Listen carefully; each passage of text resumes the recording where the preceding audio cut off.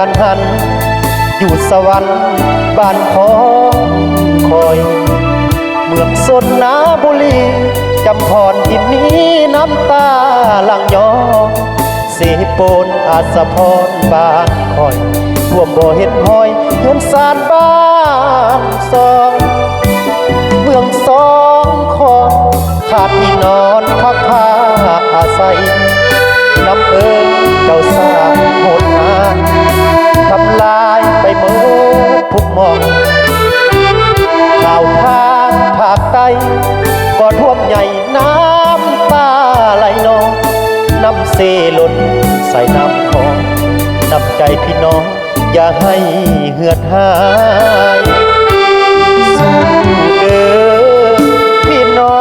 งช่วยแบ่งน้ำใจเนื้อกาภาคใต้หน่อยลือลายสุขเป็นแห่งใจยามทุกส่วนส่วนยามรวยก็แบ่งกันไปสวรรค์นาเขตบ้านสุดโหดหายน้ำท่วมตอนนี้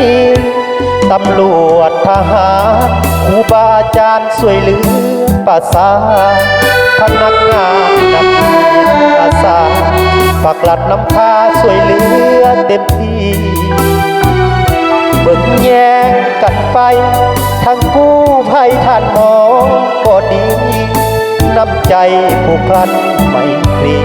พี่น้องเรามีไว้เบิ่งยามจน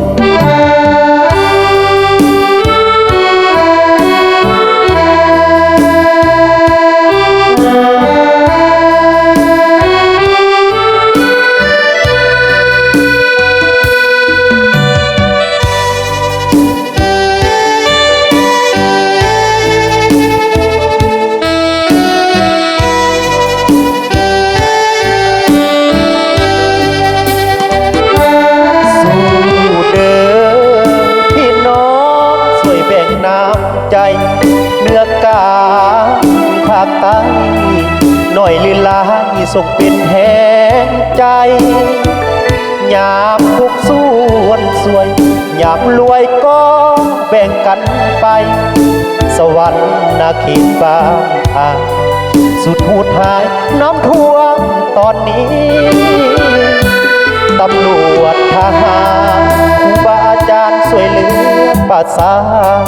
พนักงานนักเรียนอาสาปักหลัดนำพาช่วยเหลือเต็มที่เบิ่งแย่งกันไปทั้งกู้ภัยท่านหมอก็ดีน้ำใจผูกพันไม่ปลี